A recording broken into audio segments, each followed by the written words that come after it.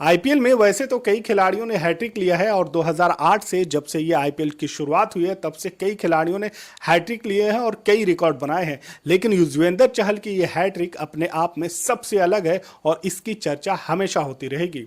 युजवेंद्र चहल का पहला रिकॉर्ड यह है कि 2025 में हैट्रिक लेने वाले वो पहले खिलाड़ी बन गए। इसके अलावा चेन्नई सुपर किंग के खिलाफ हैट्रिक लेने वाले भी वो पहले खिलाड़ी हैं और चेपॉक के मैदान में 2008 से अब तक कोई ऐसा खिलाड़ी नहीं था, कोई गेंदबाज नहीं था जिसने हैट्रिक लिया था। लेकिन अब ये रिकॉर्ड भी युजवेंद्र चहल के नाम हो गया।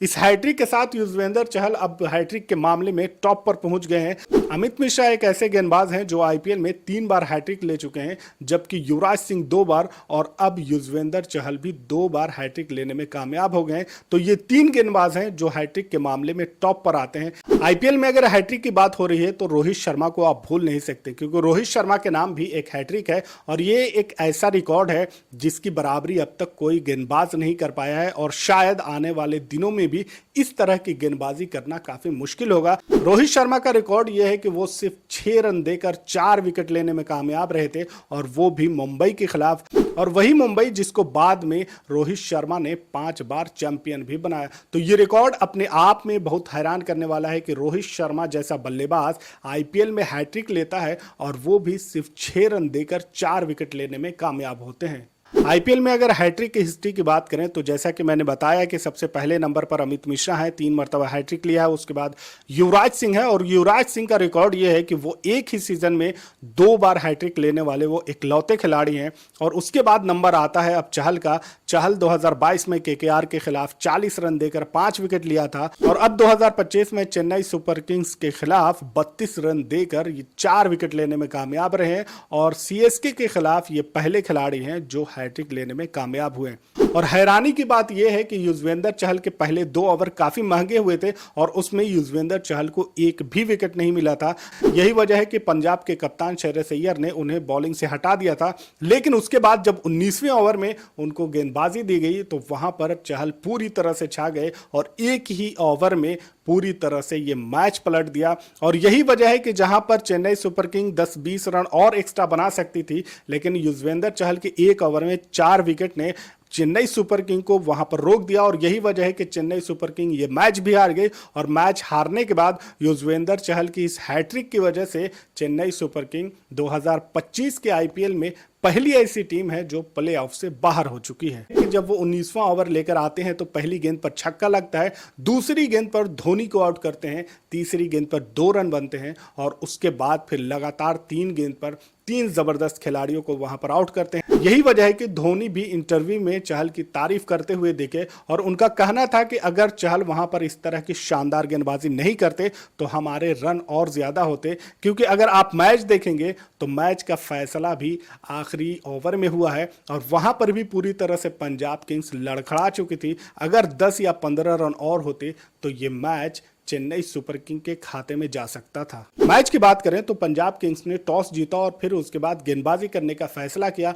चेन्नई सुपर किंग ने पहले बल्लेबाजी करते हुए 19.2 ओवर में 190 रन ही बना सकी और इसमें सबसे बड़ा योगदान था सैम करन का। सैम करन ने 47 गेंदों में 88 रनों की पारी खेली, जिसमें 9 चौके और 4 छक्के शामिल थे। सैम करन की इस पारी की वजह से सीएसके एक बड़े स्कोर की तरफ बढ़ रही और काफी मजबूत पोजीशन में भी दिख रही थी। लेकिन उसके बाद जब सैम करन आउट होते हैं तो पूरी तरह से टीम लड़खड़ा जाती है, क्योंकि 19वें ओवर में जहां पर रनों की सबसे ज्यादा बरसात होती है और जहां पर महेंद्र सिंह धोनी जैसे बल्लेबाज बल्लेबाजी करने आते हैं और वहां पर चौकों और छक्कों की उम्मीद सारे फैंस को थी। लेकिन जब यहां पर युजवेंद्र चहल आते हैं, 19वां ओवर मिलता है, इससे पहले काफी महंगे साबित हुए थे, तो ये लग रहा था कि युजवेंद्र चहल को यहां पर गेंदबाजी के लिए बुलाया है तो ये बहुत बड़ा रिस्क है। लेकिन युजवेंद्र चहल ने चेन्नई सुपर किंग के एक ही ओवर में वो 4 विकेट निकाले, जिसकी वजह से चेन्नई सुपर किंग 200 तक भी नहीं पहुंच पाई। और एक वक्त पर जब सैम करन बल्लेबाजी कर रहे थे तो आराम से वहां पर बाउंड्री भी लग रही थी, 6 भी मार रहे थे और ये उम्मीद थी कि ये 220-230 के आसपास ये स्कोर जा सकता है, क्योंकि डग आउट में महेंद्र सिंह धोनी भी मौजूद थे और महेंद्र सिंह धोनी आते हैं तो वो भी उसी तरह से आक्रामक बल्लेबाजी करते हैं। चहल की पहली ही गेंद पर छक्का लगा देते हैं, लेकिन उसके बाद ही अगली ही गेंद पर युजवेंद्र चहल उन्हें आउट कर देते हैं। अगर सैम करन को किसी का साथ मिला तो वो डेवाल ब्रेविस थे, जो 26 गेंद में 32 रन बनाने में कामयाब रहे, 2 चौके और 1 छक्के लगाए। शानदार वहां पर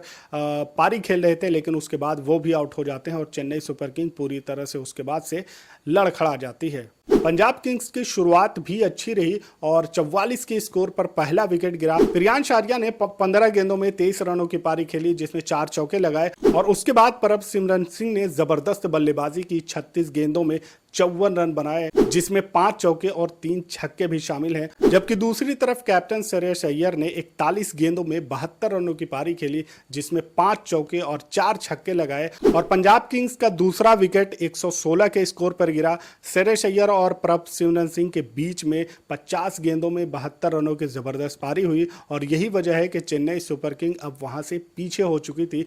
प्रभसिमरन के बाद निहाल वडेरा है, जो कि काफी विस्फोटक बल्लेबाजी करते हैं, लेकिन इस मैच में वो कुछ खास नहीं कर पाए। 3 गेंदों का सामना किया और सिर्फ 5 रन बनाकर जल्द ही आउट हो गए और उनके आउट होने के बाद अब लग रहा था कि चेन्नई सुपर किंग फिर से वापसी करने वाली है। लेकिन उसके बाद शशांक सिंह ने शानदार बल्लेबाजी करते हुए 12 गेंदों में 23 रन बनाए, 1 चौके और 2 छक्के लगाकर पूरी तरह से चेन्नई की जो उम्मीदें बढ़ रही थी उस उम्मीद को ख़त्म किया और उसके बाद चेन्नई सुपर किंग आखिरी ओवरों में ज़्यादा कुछ खास नहीं कर पाई। चेन्नई को विकेट की ज़रूरत थी, विकेट नहीं मिल पा रही थी। इन तीनों बल्लेबाजों ने पूरी तरह से पंजाब किंग्स को संभाला। पंजाब किंग्स के लिए भी ये मैच काफ़ी जीतना ज़रूरी था और चेन्नई सुपर किंग अगर ये मैच जीतती तो उसके लिए कुछ उम्मीदें बन सकती थी, लेकिन इस मैच को हारने के बाद चेन्नई सुपर किंग पहली टीम बन गई है जो प्ले ऑफ की रेस से अब ये बाहर हो चुकी है। इस मैच में अगर डेवल ब्रेविस की एक कैच की बात ना की जाए तो फिर उनके साथ नाइंसाफी होगी, क्योंकि जिस तरह का कैच काफ़ी मुश्किल कैच था और बहुत ही यूनिक स्टाइल में वहां पर उनका पूरी तरह से कॉन्फिडेंस दिखा,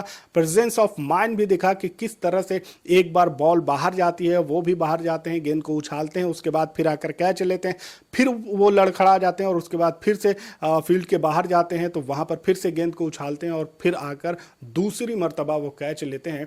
तो ये कैच इस मैच में काफ़ी वायरल हुआ और ये काफ़ी शानदार कैच था।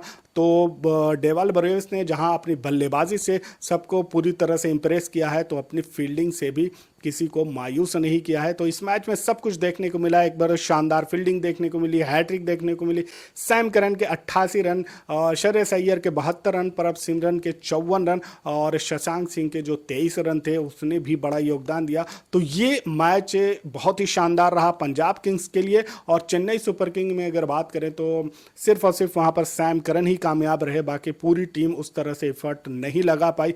यही वजह है कि चेन्नई सुपर किंग महेंद्र सिंह धोनी के रहते हुए यहाँ पर इस मर्तबा ये हालत हो रही है और काफ़ी सोचना पड़ेगा सीएसके को कि किस तरह की टीम बनाई, आखिर कहाँ पे गलती होगी, क्योंकि इतनी बड़ी टीम चेन्नई सुपर किंग 5 बार ये ट्रॉफी अपने नाम कर चुकी है और उसके बाद बड़ी फ्रेंचाइज है। और इस आईपीएल में जो कि मेगा ऑक्शन 2025 में हुआ था, तो ये काफ़ी अलग तरीके का मेगा ऑक्शन भी था और उसके बाद पहली टीम बनती है जो यहाँ पर प्लेऑफ की रेस से बाहर होती है। तो ये भी बहुत ही ताज्जुब की बात है कि सीएसके बाहर हो जा रही है। सीएसके के फैन को भी काफ़ी मायूसी हाथ लगी होगी। इस पूरे मामले पर आपकी क्या राय है, कमेंट में ज़रूर बताएं। मिलते हैं अगले वीडियो में, तब तक के लिए आप अपना ख्याल रखें। Thank for watching.